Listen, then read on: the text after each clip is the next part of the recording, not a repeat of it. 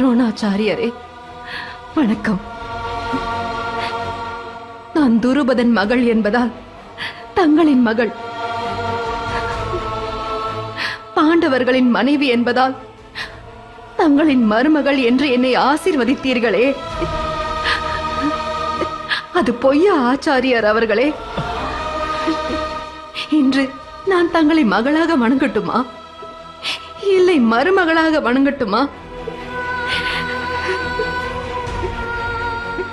இல்லை கௌரவர்களின் அடிமையாக தங்களை வணங்கட்டுமா? ஐயோ மகளே, என்னை சொற்களால் வதைக்காதே. செஞ்சோற்று கடன் தீர்க்க வழி தெரியாத பாவி நான். கையிலே தனுர் இருந்தும் எய்ய முடியாத கோழை நான்.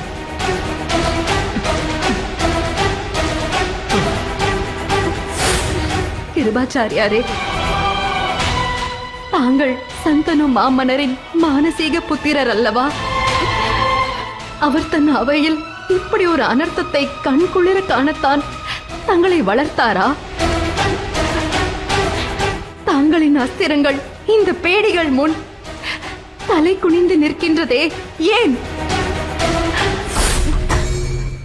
தாங்கள் அத்தினாபுரத்தின் காவலர். அத்தினாபுரத்தை ஆளும் அரசரும் ராஜகுமாரர்களும் பஞ்சமா பாதகங்களை இழைத்தாலும் அதற்கு தாங்கள் துணை நின்று அவர்களை காத்து நிற்பீர்கள். அது உங்களுக்கு விதிக்கப்பட்ட விதி. நான் தங்களிடம் தர்மத்தையும் நீதியையும் நாடுவது என் மூடத்தனம். திரௌபதி, நீ கேட்கும் அனைத்து கேள்விகளுக்கும் என்னிடம் இருக்கும் ஒரே பதில், தர்மம் சூட்சுமமானது. ஆம் திரௌபதி, உலகில் அறிவுள்ள பெரும் மகான்களால் கூட தர்மத்தின் கதி சூட்சுமத்தை சரியாக விளக்க முடியவில்லை. கன்னிகை அம்பாவை நான் விசித்திர வீரியனுக்காக தூக்கி வந்ததை என் தர்மம் அனுமதிக்கிறது என்றால், என் குருநாதர் பரசுராமரின் தர்மம் அதை தவறென்று கூறியதா எங்கள் இருவருக்குமே போர் மூண்டது என்பதை இந்த உலகமே அறியும். அந்த போர் வெற்றி தோல்வியின்றி முடிவடைந்தது. காரணம், நாங்கள் இருவருமே வெல்ல முடியாதவர்களாக இருந்தோம். ஆக தர்மம் யார் பக்கம் என்பது இன்னும் முடிவடையாமல் தான் இருக்கிறது. உலகின் பலசாலி தர்மம் என்று கருதுவதை மக்களும் தர்மம் என்று கருதுகின்றனர். ஏனென்றால் சாஸ்திரங்களை நியதிகளை உருவாக்கும் வல்லமை பலசாலிக்கு உள்ளது. பலமற்றவன் கூறும் தர்மம் பலசாலி கூறும் தர்மத்தில் அமிழ்ந்து போகிறது என்பதுதான் உண்மை. ஒரு மனிதனை முன்புறமாக பார்க்கும் பொழுது ஒரு மாதிரியாகவும் பின்புறமாக பார்க்கும் பொழுது வேறு மாதிரியாகவும் குறை கூற முடியுமா?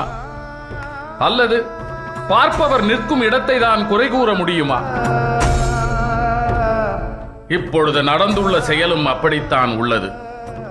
ஒரு பெண்ணுக்கு நடக்கும் அநியாயத்தை யார் வேண்டுமானாலும் தட்டி கேட்கலாம் என்று சாஸ்திரம் அனுமதிக்கிறது. ஆனால் அது அவள் யாருமற்ற அனாதரவாக இருக்கும் போது, இங்கே உன் கணவன்மார்கள் 5 பேர்கள் இருக்கிறார்கள்.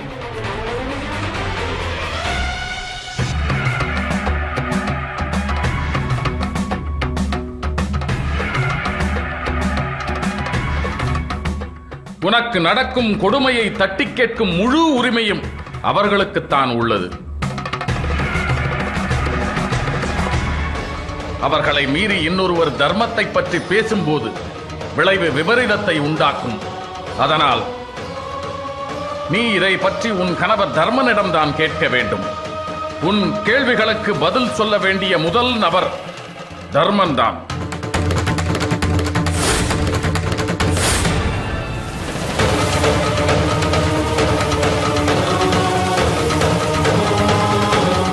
ஆனால் காலத்தால் அழிக்க முடியாத ஒரு கொடுமை இங்கே அரங்கேறிக் கொண்டு இருக்கிறது என்பதுதான் என் கூற்று.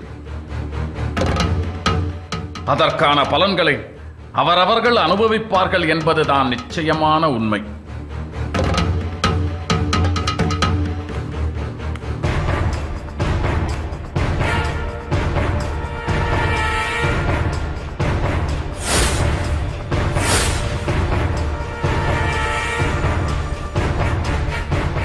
மகா மந்திரி அவர்களே, தாங்கள் தர்ம தேவனின் அவதாரம் அல்லவா?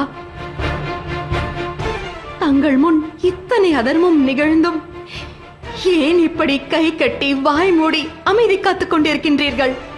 இது குறித்து உங்கள் விதுர நீதி என்ன கூறுகிறது?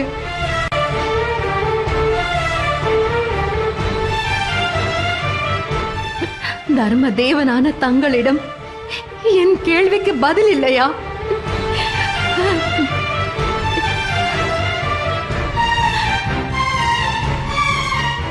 அவையோர்களே, முதலில் திரௌபதி கேட்கும் கேள்விக்கு பதில் கூறுங்கள். விகர்ணா, உன்னை எச்சரிக்கிறேன், வாயை மூடி அமர்ந்து கொள். அண்ணா, என் வாயை அடைக்க முயற்சிக்காதே. நீதியின் கண்களை உன்னால் கட்டிவிட இயலாது. பெரியோர்களே, அந்நியார் கேட்கும் கேள்விக்கு யாராவது பதில் கூறுங்கள். அவர்களை நீ கேள்விக்கு பதில் கூறாவிட்டால் அது உங்கள் எல்லோரையும் நரகத்திலே தள்ளும்.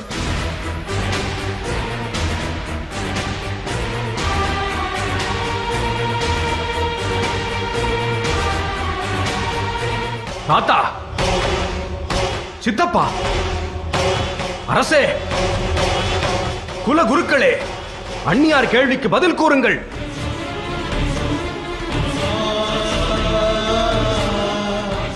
அவர்களின் கேள்விக்கு பதில் கூறாவிட்டால் அந்த கேள்வி உங்களை 7 ஜென்மத்திற்கும் துரத்தும்.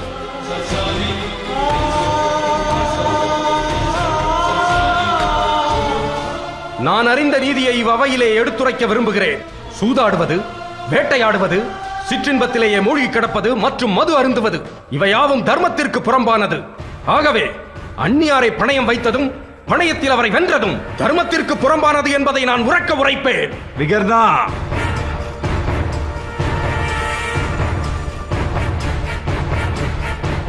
துரியோதனா, பேச வேண்டியவர்கள் பேசிக்கொண்டே இருக்கட்டும்.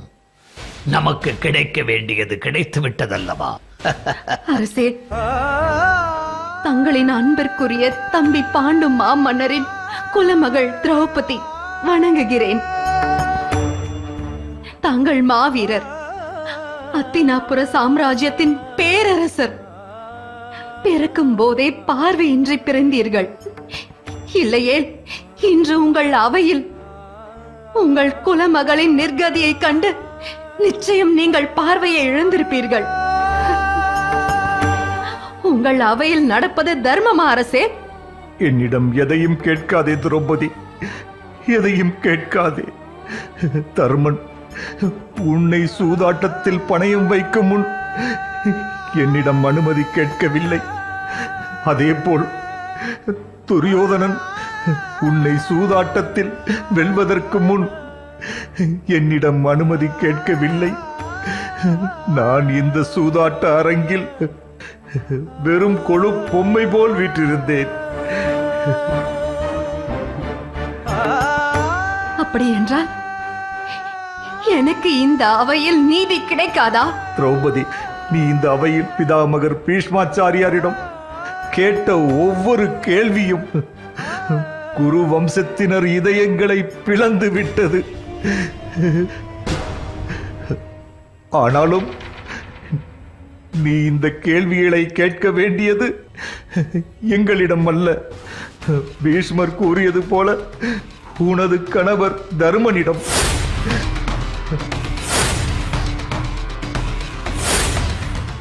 உன்னை சூதாட்டத்தில் பணயம் வைத்து குரு வம்சத்தின் மானத்தை பங்கம் செய்தவனே தர்மன்.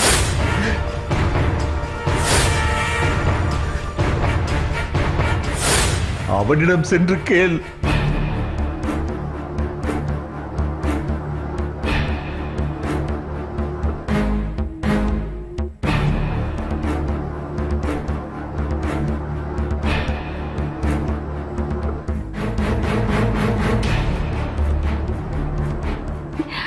தர்மராஜரே, ஒரு கணவனுக்கு மனைவியை சூதில் பணயம் வைக்கும் உரிமை இருந்தாலும் உங்களுக்கு அந்த உரிமை என்றும் கிடையாது. தர்மராஜரே, ஒரு கணவனுக்கு மனைவியை சூதில் பணயம் வைக்கும் உரிமை இருந்தாலும் உங்களுக்கு அந்த உரிமை என்றும் கிடையாது. ஏனெனில் நான் உங்கள் ஒருவரின் மனைவி மட்டுமல்ல, பாண்டவர்கள் 5 மனைவி.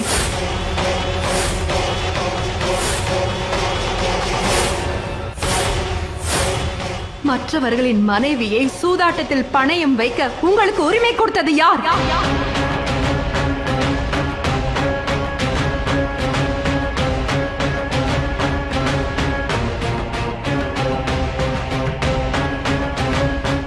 என் கணவர்களை சூதில் பணயம் வைக்க உங்களுக்கு உரிமை கொடுத்தது யார்?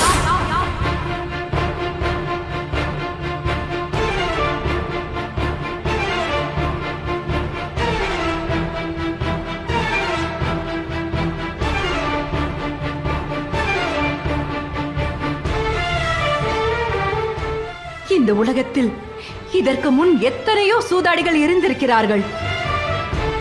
ஆனால் யாருமே தன் வைப்பாட்டியை கூட சூதில் வைத்ததில்லை. ஆனால் நீங்களோ மனைவியை சூதில் வைத்தீர். உங்களின் நீசச் செயலை நினைத்து வெட்கி நிற்கிறேன். அண்ணா, தாங்கள் தர்மத்தின் திருவுருவம் அல்லவா? கூறுங்கள், பாஞ்சாலியின் கேள்விக்கு பதில் கூறுங்கள். பாஞ்சாலியை பணயமாக வைத்து சூதாடிய உங்கள் கரங்களை நெருப்பிலிட துடிக்கிறேன்.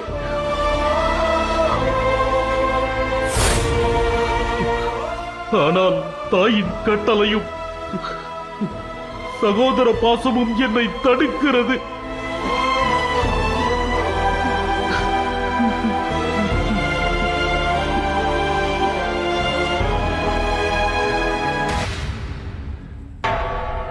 பார்த்தாயா துரியோதனா, என் நீண்ட நாள் கனவு பலித்தது.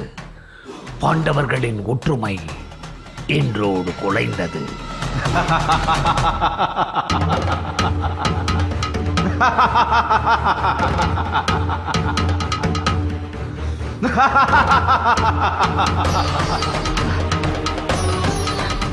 பாண்டவர்களே, உங்கள் அண்ணன் தர்மர் உங்களை பணயம் வைக்கும் முன் உங்களிடம் அனுமதி கேட்டாரா? இல்லை. உங்கள் மனைவியான என்னை பணயம் வைக்கும் முன் உங்களிடம் அனுமதி கேட்டாரா? வில்லுக்கு விஜயன் என்று பெயரெடுத்த மாவீரனே, தங்கள் தமையன் என்னை சூதில் பணயம் வைக்கத்தான் சுயம்பரத்தில் வென்றீர்களா? கூறுங்கள். மாவீரர் நீங்கள் சுயம்பரத்தில் என்னை வென்று விட்டீர்கள். கோழைகள் ஆடிய சூதாட்டத்தில் என்னை தோற்றுவிட்டீர்களே.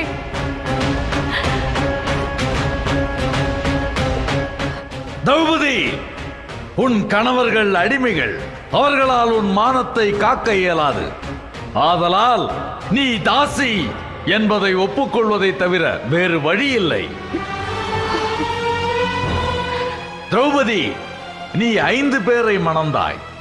6வதாக என் நண்பனை ஏற்றுக்கொண்டால் என்ன? கர்ணா!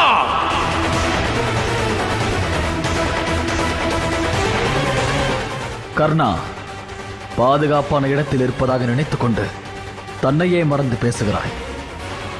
இதற்கெல்லாம் பதில் கூற வேண்டிய காலம் கூடிய விரைவில் வரும். அடிமை அர்ஜுனா, அரசனோடு உரையாட ஏதா தகுதி இருக்கிறது உனக்கு? வாயை மூடு, மண்டியிட்டு கட. துச்சாதனா, அந்த அகமாக பிடித்த அடிமை திரௌபதியை என் படை மீது அமரச் செய்.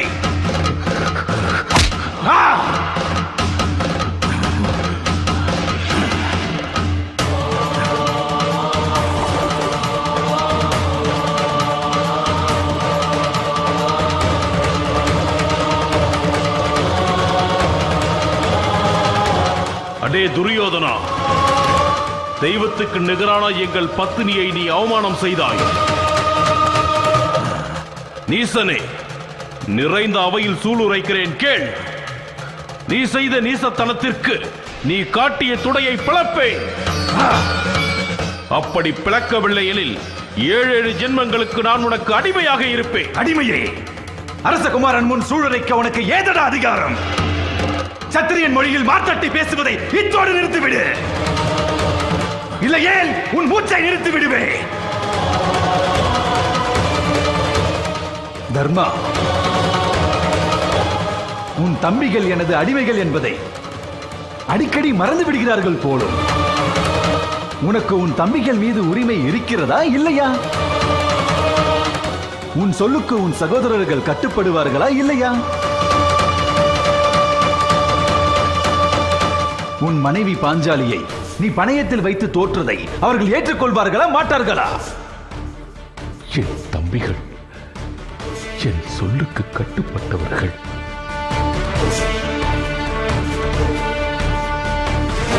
அவர்கள் நிச்சயம் என் செயலையும் ஏற்றுக்கொள்வார்கள் என்று நம்புகிறேன். உன் நம்பிக்கை பொய்த்துவிடும் போலிருக்கிறதே.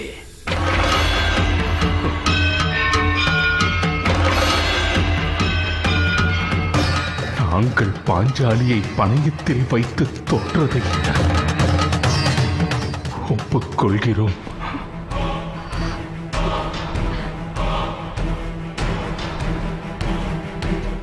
உன் சகோதரர்கள் பாஞ்சாலியை பணயத்தில் வைத்து தோற்றதை ஒப்புக்கொள்கிறார்களா இல்லையா? நாங்கள் பாஞ்சாலியை பணயத்தில் வைத்து தோற்றதை ஒப்புக்கொள்கிறோம். பாண்டவர்களே தங்கள் மனைவி என் அடிமை என்பதை ஒப்புக்கொண்டு விட்டீர்கள்.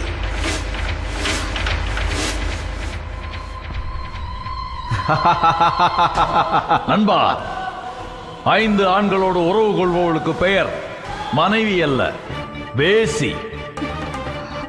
இந்த வேசிக்கு ஆடை எதற்கு? கர்ணா!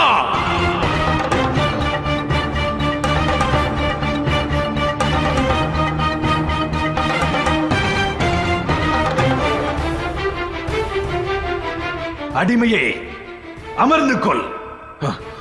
என் நண்பன் கர்ணன் கூறியதில் என்ன தவறு இருக்கிறது? வேசிக்கும் தாசிக்கும் மான அவமானங்கள் என்று ஏதும் இல்லை. துச்சாதனா, அந்த அடிமையை என் அருகே இழுத்து வா. அவனது ஆடைகளை விலக்கு. நான் வென்றவளின் மேனியை முழுமையாக கண்டு ரசிக்க வேண்டும். ஆகட்டும் அண்ணா. துச்சாதனா, திரௌபதியின் ஆடையின் மீது நீ கை வைத்தால் சத்திரிய தர்மத்தின் மீது ஆணையிட்டு கூறுகிறேன், உன் கரங்களை உடைத்தெறிவேன். அப்படி என்றால் இந்த வேசியின் ஆடையை தானே களையச் சொல்லுங்கள். இல்லை என்றால் அந்த காரியத்தை நானே செய்கிறேன்.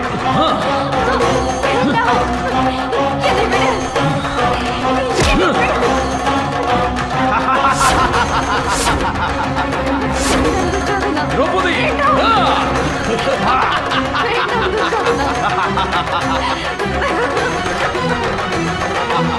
திரௌபதி,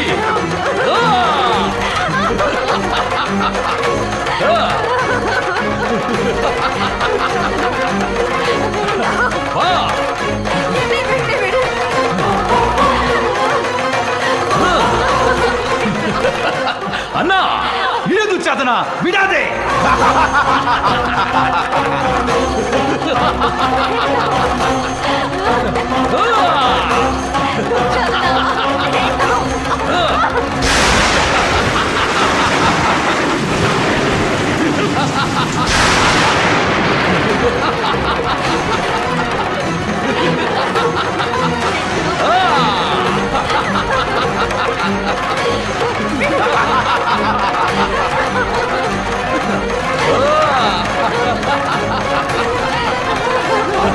உன்னை விடமாட்டேன்.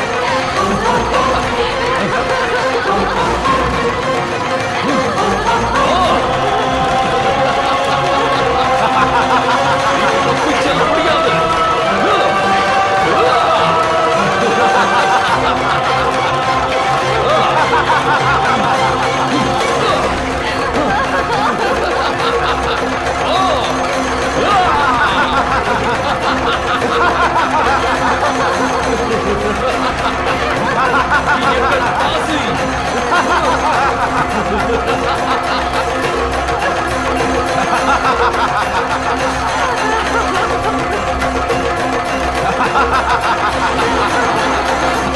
விடாதே, இரு.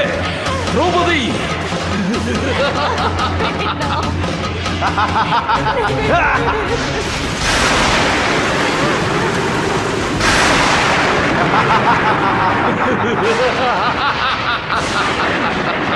மாதவா, மாய கண்ணா, கோபாலா, கிருஷ்ணா,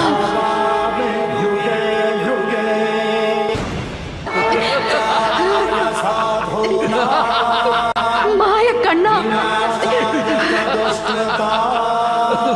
கோபாலா, கிருஷ்ணா.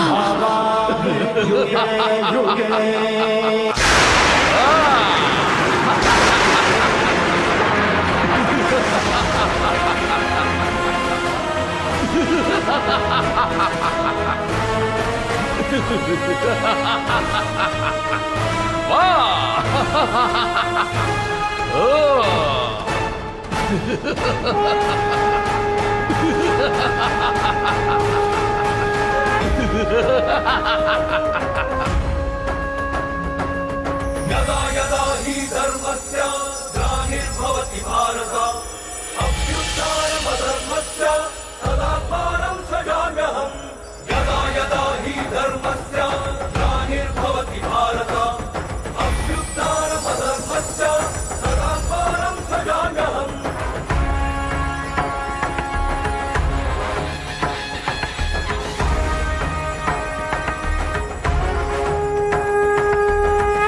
ஆதியும் நீயே அந்தமும் நீயே புண்ணிய பூமியை காக்க வந்தாயே நீதியும் நீயே ஜோதியும் நீயே यदा यदा हि धर्मस्य ग्लानिर्भवति भारत अभ्युत्थानमधर्मस्य तदात्मानं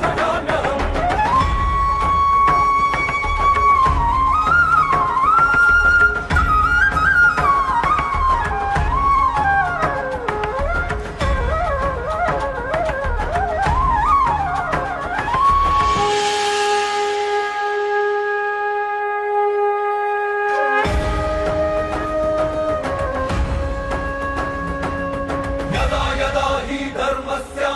ग्लानिर्भवति भारत अभ्युत्थानमधर्मस्य तदात्मानं सृजाम्यहम् यदा यदा हि धर्मस्य ग्लानिर्भवति भारत अभ्युत्थानमधर्मस्य तदात्मानं सृजाम्यहम्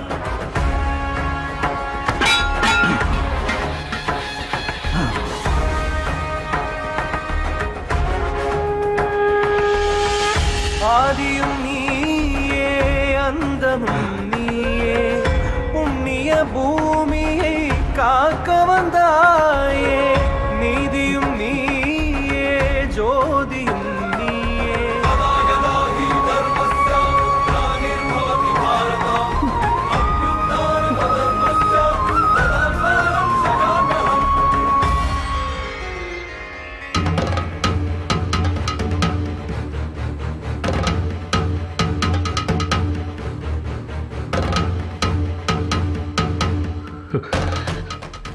இந்த அவையில் கண்மூடி அமர்ந்திருந்த சத்திரியர்களே,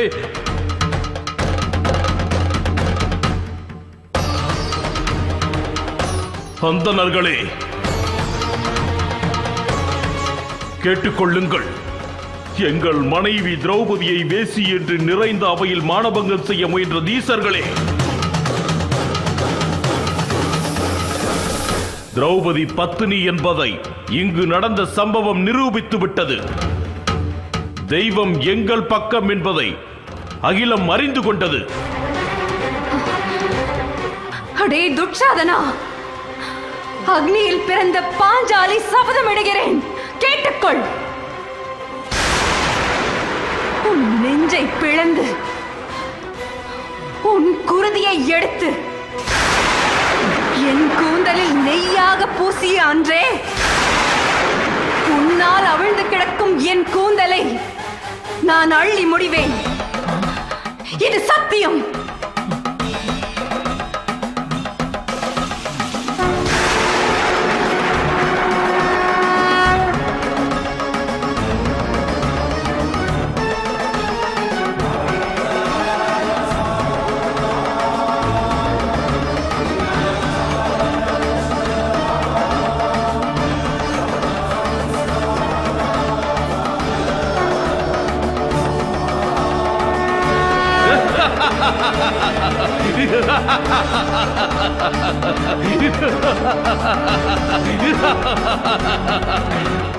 இந்த உலகில் இதுவரை வாழ்ந்த சத்திரியர்களே, இனி பிறக்கவிருக்கும் சத்திரியர்களே, கேட்டுக்கொள்ளுங்கள்.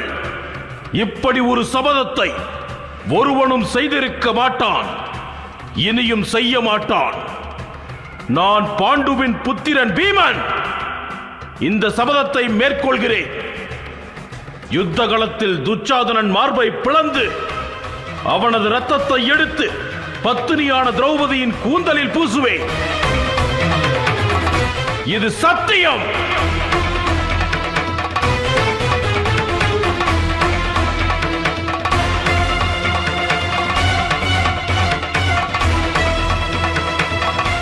அப்படி செய்யாவிட்டால் என் முன்னோர்களுக்கு நான் என் திருமுகத்தை காட்ட மாட்டேன்.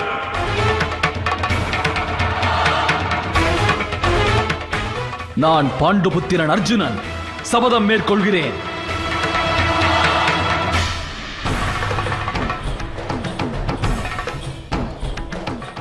எங்கள் பத்தினி பாஞ்சாலியை வேசி என்று அழைத்த கயவன் கர்ணனின் மார்பை என் கூரிய பானங்களால் துளைத்து பெருங்குருதி யுத்த களத்தில் ஓட சூதபுத்திரன் கர்ணனை கொல்வேன். அவனை என் பானங்களுக்கு இரையாக்கிக் கொள்வேன். இது சத்தியம்.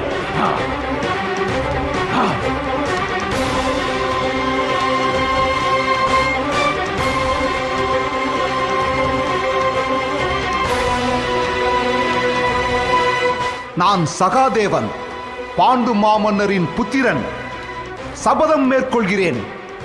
இந்த சூதாட்ட அரங்கில் நடந்த அனைத்து அனர்த்தங்களுக்கும் காரணம் அந்த காந்தார அரசன் சகுனி. பாண்டவர்களுக்கு அபகீர்த்தி ஏற்படுத்தியவனும் அவனே. யுத்த களத்தில் சகுனியின் உடலில் இருந்து சகாதேவனாகிய நான் அவன் சிரசை தனியாக துண்டிப்பேன். இது சத்தியம்.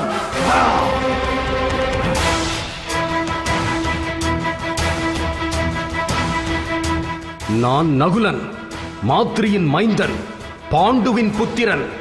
இந்த நிறைந்த அவையில் சூளுரைக்கின்றேன். குரு வம்சத்தின் பெருமையை தன் காலில் போட்டு நசுக்கியவன் சகுனி. அந்த சகுனியின் வம்சத்தை நான் கூண்டோடு அழிப்பேன். சகுனியின் புத்திரனான உலூகனை நான் யுத்த களத்தில் வதம் செய்வேன்.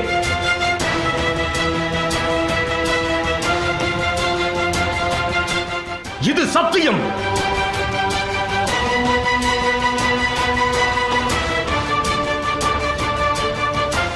ஹத்தினாபுர பேரரசே, திருதராஷ்டிரரே, தங்களின் அவையில் ஒரு பெண் மானபங்கம் செய்யப்பட்டிருக்கிறாள்.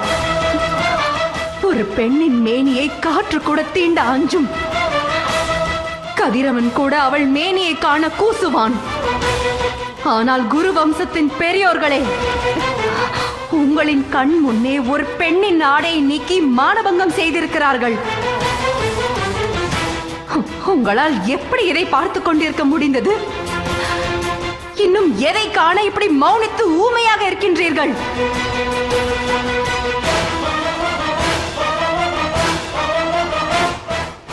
அரசே, துரோணாச்சாரியாரே, கிருபாச்சாரியாரே, நாம் காணக்கூடாததையெல்லாம் கண்டுவிட்டோம். கேட்கக்கூடாத அவதூறுகளை எல்லாம் கேட்டுவிட்டோம். இப்பொழுதாவது திரௌபதியின் கேள்விக்கு விடையளியுங்கள். ஊனப்பட்ட பறவை ஒன்று சிறகிழந்து மனமொடிந்து உங்கள் முன் துடிதுடித்து கிடக்கின்ற அகோரத்தை பாருங்கள்.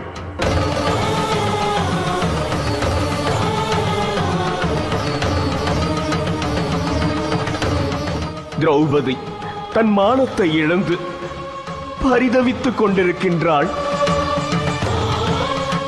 தயவு கூர்ந்து அவள் கேள்விக்கு விடையளியுங்கள். அவையில் இருக்கும் அறிஞர்களே, நீங்கள் எல்லோரும் தர்மம் அறிந்தவர்கள். திரௌபதியின் கேள்வியும் தர்மத்தை குறித்ததுதான். தர்மத்தின் கேள்விக்கு விடை அறிந்தும் விடை கூறாமல் இருப்பது அரை பொய் கூறுவதற்கு ஒப்பாகும். சரியான பதிலை கூறாவிட்டால் முழு பொய் கூறியதற்கு ஒப்பாகும்.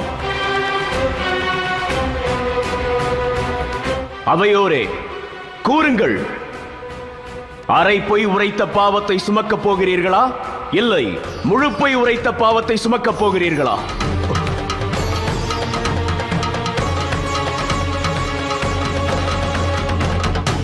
முழுமையான உண்மையை உரைக்கும் தைரியம் இன்று நம்மில் யாருக்குமே இல்லை.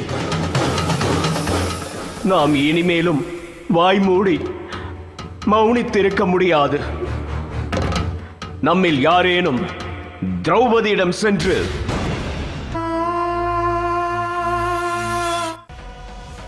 நாம் இனிமேலும் வாய் மூடி மௌனித்திருக்க முடியாது. நம்மில் யாரேனும் திரௌபதியிடம் சென்று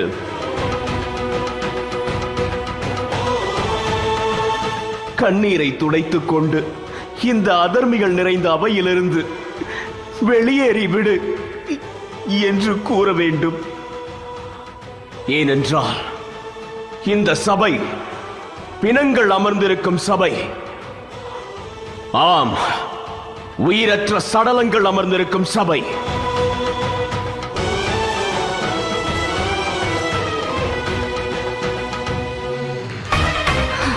இப்போது கேட்டுக்கொள்ளுங்கள். வெட்கம் கெட்ட கோழைகள் நிறைந்த இந்த அவையில் நான் திரௌபதி, பாஞ்சால மன்னன் துருபதனின் புதல்வி, இந்திரபிரஸ்தத்தின் சக்கரவர்த்தியின் மனைவி, அத்தினாபுரத்தின் மாமன்னரின் மருமகள், உங்கள் அனைவரையும் சாபமிட போகிறேன், சாபமிட போகிறேன், சாபமிட போகிறேன், சாபமிட போகிறேன், சாபமிட போகிறேன். திரௌபதி, பாண்டவர்களின் பத்தினியே, அக்னியின் புத்திரியே, தயவு கூர்ந்த உன் வாயால் எந்தவித சாபத்தையும் கொடுத்து விடாதே. அழாதே மகளே. உன் கண்ணீர் இந்த அத்தினாபுரத்தையே எரித்து விடும். உன் கண்ணீர் இந்த உலகத்தையே அழித்து விடும்.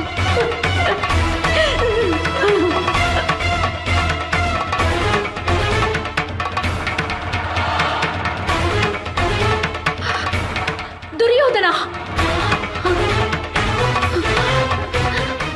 துரியோதனா, துரியோதனா, துரியோதனா, துரியோதனா, உன் அண்ணி திரௌபதியை தூகிலிருந்து மானபங்கப்படுத்தி விட்டாயா? அவளை அவமானப்படுத்தி விட்டாயா?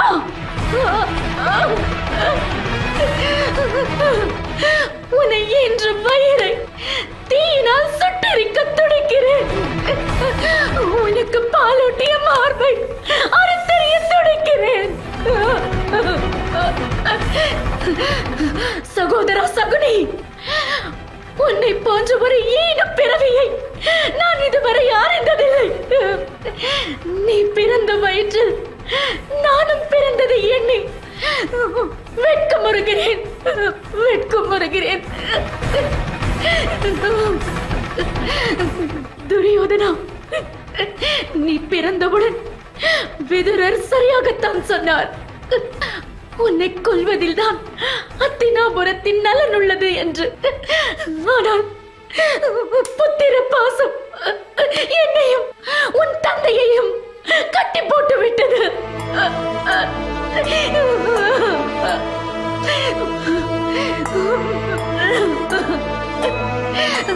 குருவம்சத்தின் பெரியவர்களே, உங்கள் குலமகள் காந்தாரி இப்படி ஒரு பாவியை மகனாக பெற்றதற்கு உங்களிடம் மன்னிப்பு கேட்கிறேன்.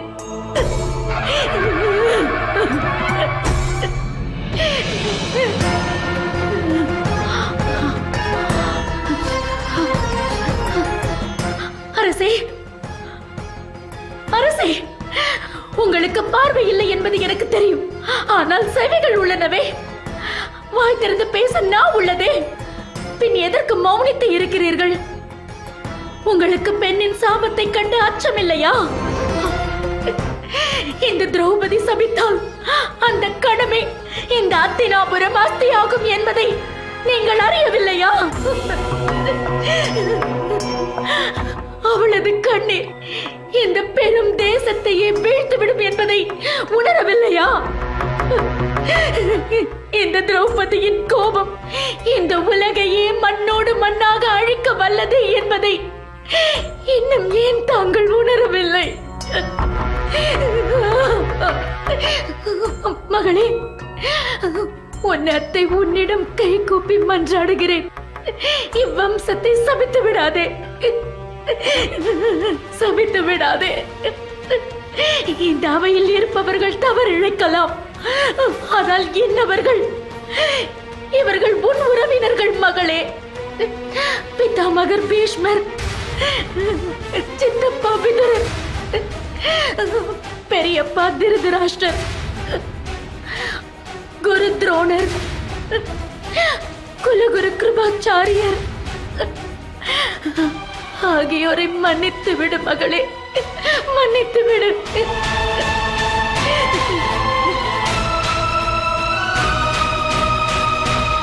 அத்தை, கணவனுக்கு பார்வை இல்லை என்பதற்காக தன் கண்களையே கட்டிக்கொண்டு நடமாடும் கற்பு கரசி தாங்கள். நான் தங்களுக்காக சாபம் விடுவதை தவிர்க்கிறேன். அரசே, உங்கள் கண்கள் குருடானது போல் ஆன்மாவும் குருடாகி போய்விட்டதா அரசே?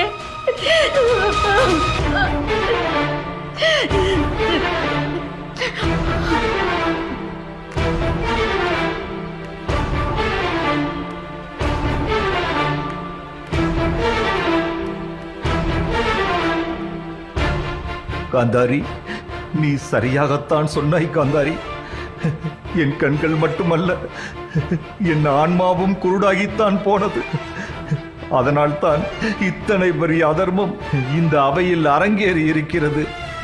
நான் இந்த நிறைந்த அவையில் உறக்க கூறுகிறேன்.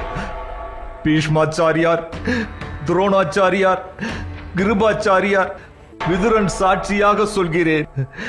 திரௌபதியின் சாபத்திற்கு உரியவன் இந்த குருடன். அத்தினாபுரத்தின் எதிர்காலம் என்னை ஒரு நாளும் மன்னிக்காது, என்னை ஒரு நாளும் மன்னிக்காது.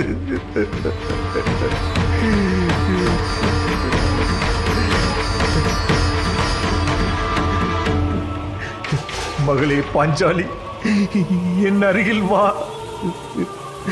இந்த குருடனை மன்னித்து என் அருகில் வா.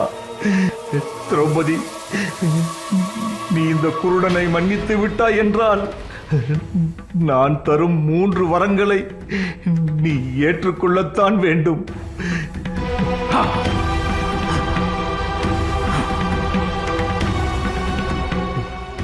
என் மகளே திரௌபதி, உனக்கு என்ன வரம் வேண்டும்?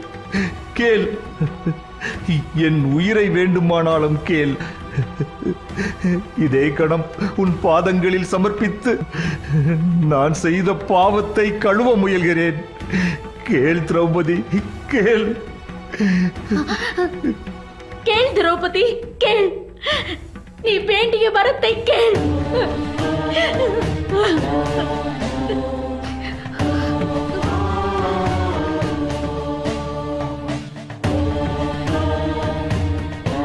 அரசே, தாங்கள் ஏதேனும் எனக்கு தர விரும்பினால் நான் உட்பட என் கணவர்கள் 5 அடிமைத்தனத்திலிருந்து விடுதலை அளிக்க வேண்டும்.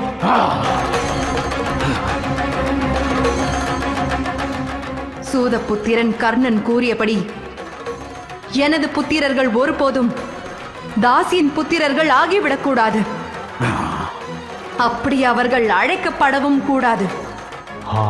பாண்டவர்களை இப்பொழுதே அடிமை தலையில் இருந்து விடுவிக்கிறேன். பாண்டவர்களை இப்பொழுதே அடிமை தலையில் இருந்து விடுவிக்கிறேன்.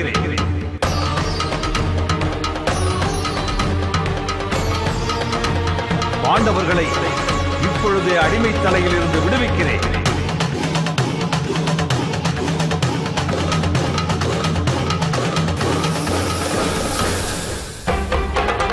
திரௌபதியை போல் துணிச்சலான புத்தி கூர்மையான கைகாரியை இதுவரை நான் கண்டதில்லை. கர்ணா, இன்னொரு முறை பாண்டவர்களோடு சூதாட வாய்ப்பு கிடைத்தால்